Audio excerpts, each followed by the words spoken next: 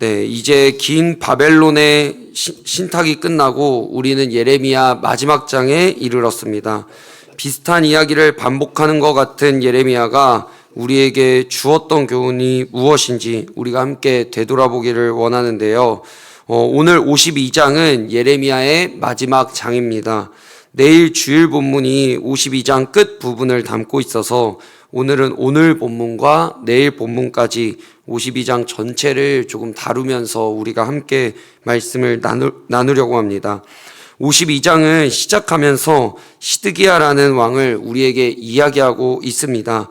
시드기야 왕은 이스라엘이 이제 북이스라엘과 남유다로 갈라졌을 때 남유다의 마지막 왕입니다. 남유다의 왕이 총 20명이 있었는데 그 중에 마지막 왕 20번째 왕인 것이죠. 이제 이 시드기야 왕 전에는 여호야긴이라는 왕이 있었고 이 여호야긴 왕 전에는 여호야김이 있었습니다. 그러니까 긴, 그다음 시드기야 이렇게 있었는데요. 이 시드기야 왕 전에 여호야김 왕과 여호야긴 왕 다 하나님을 바로 섬기지 않고 죄악을 일삼는 왕들이었습니다. 그리고 하나님께 심판을 받았죠. 시드기야 왕은 자신의 전대 왕인 여호야긴과 여호야김의 최후를 보고도 깨닫지 못했습니다. 그래서 시드기야 왕도 오늘 본문의 3절의 끝과 4절 시작하기 전에 보시면 바벨론 왕을 배반했다라고 이야기하고 있습니다. 이 바벨론 왕을 배반했다라는 것은 바벨론에게 항복하고 포로로 끌려가라고 하신 하나님의 말씀을 듣지 않은 것이죠. 하나님은 시드기야 왕에게 바벨론 왕에게 순종하고 그를 섬길 것을 명령하셨습니다. 그런데 시드기야 왕은 순종하지 않았습니다. 우리는 이처럼 어쩌면 나만의 하나님을 그림 그리며 신앙생활을 하는지도 모르겠습니다. 나를 사랑해 주시는 하나님, 나를 기다려 주시는 하나님, 나에게 계속해서 인내해 주시는 하나님은 익숙한데 나를 벌하시는 하나님, 나의 행동을 되갚으시는 하나님, 나를 바른 곳으로 인도해 주신 하나님은 우리에게 낯섭니다. 그래서 시드기야 왕처럼 자신이 듣기에 좋지 않고 자신이 듣기에 불편하면 이건 하나님의 뜻이 아니지. 하나님은 내가 잘 되길 원하시지. 하나님은 내가 무조건 좋은 길로 가길 원하시지 라는 생각을 하는 것 같습니다. 시드기야 왕만 이런 생각을 했을까요? 이스라엘 백성들과 지도자들도 그렇습니다. 전쟁에서 승리할 수 없다고 그렇게 이야기했는데 이 사람들은 아니야, 그건 거짓말이야. 우리가 전쟁하면 하나님이 우리를 도와주셔서 무조건 승리할 수 있을 거야 라고 우기며 전쟁을 끝끝내 합니다. 또 본인이 듣기에 좋은 소리가 나올 때까지 기도하고 본인이 듣기에 좋은 소리가 나올 때까지 선지자들을 계속해서 괴롭힙니다. 선지자들이 분명 하나님은 너희들이 끌려가길 원하신다.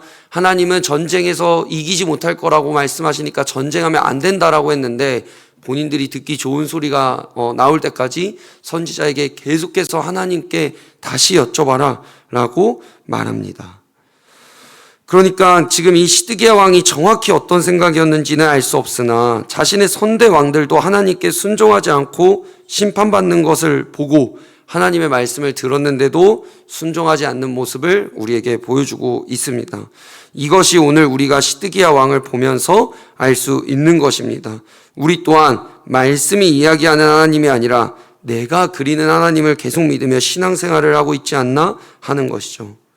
우리는 이럴 때 어떻게 해야 할까요? 우리는 이럴 때 어떻게 해야 될까요?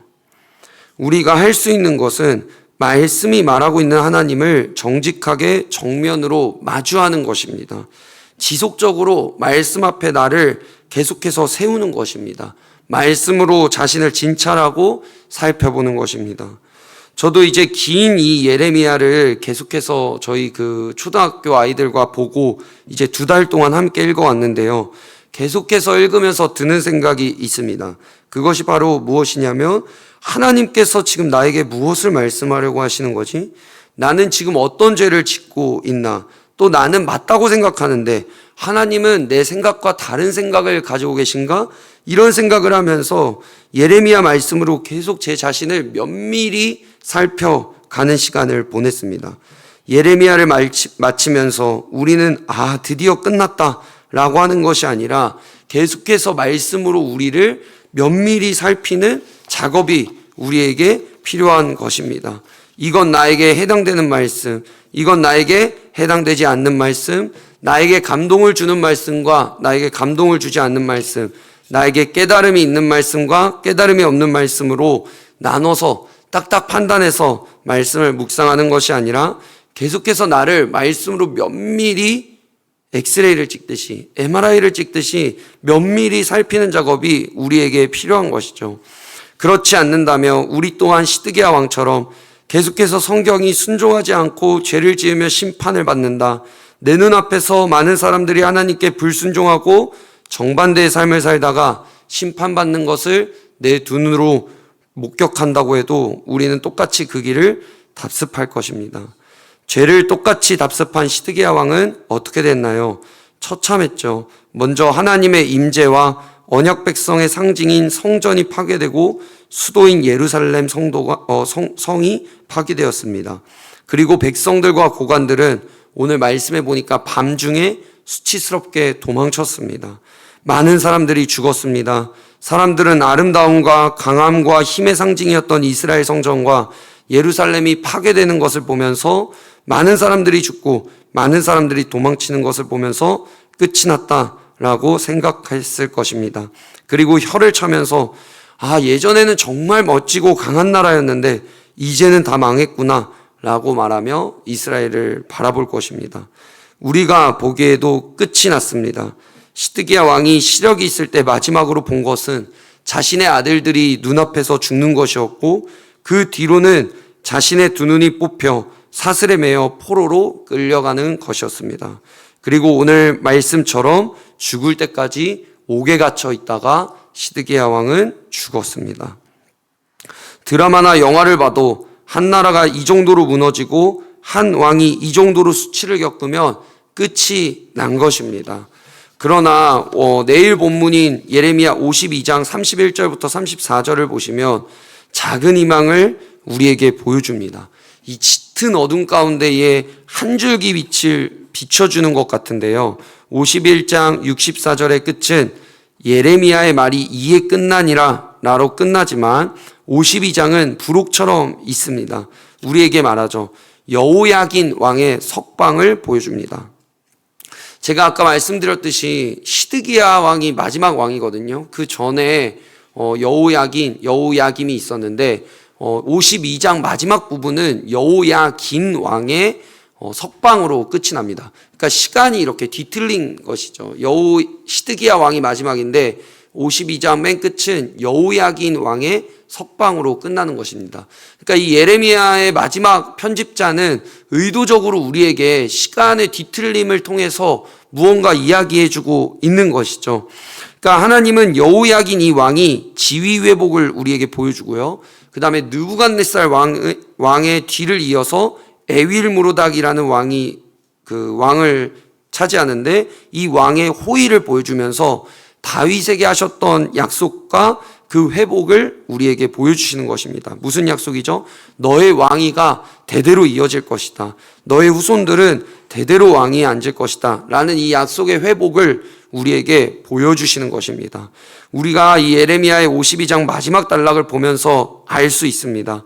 하나님을 믿는 사람에게 완전한 파멸은 없습니다. 그러니까 심판은 있을 수 있어도 완전한 파멸은 없는 것이죠. 이게 하나님의 진심이자 본 마음입니다. 그러니까 하나님은 우리의 어떠함과 관계없이 하나님의 일을 이루어 가십니다. 약속하신 것을 반드시 지키십니다. 이게 오늘 우리가 이것을 믿으며 나아가야 하는 것이죠.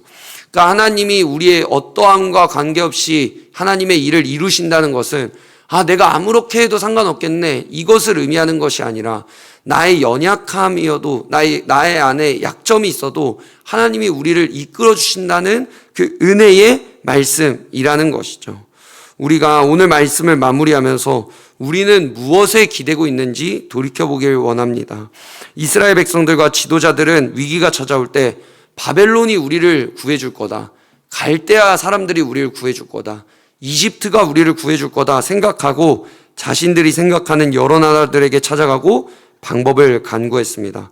그러나 모든 나라들은 심판당했고 망했습니다. 결국은 이스라엘 사람들을 구원해 주는 건 하나님뿐이었습니다.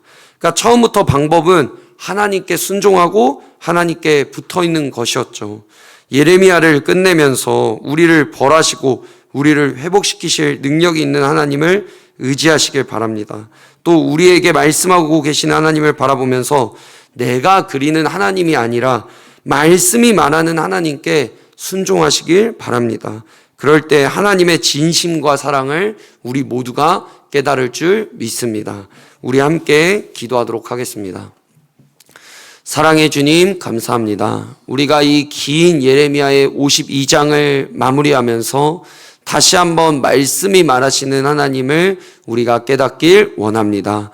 그리고 하나님을 믿는 사람에게 심판이 있으나 또 우리가 볼 땐 모든 것이 끝났구나, 모든 것이 망했구나, 모든 것을 되돌이킬 수 없고 모든 것이 끝났구나 생각할 수 있어도 다시 하나님께서 우리를 일으키시고 세우신다는 것을 믿으며 오늘 하루를 보낼 수 있도록 인도하여 주시옵소서. 하나님, 오늘 또 이 토요일 주말에 우리가 쉬는 것만 하는 것이 아니라 내일 이 주일의 예배를 준비하는 날이 되기를 원합니다.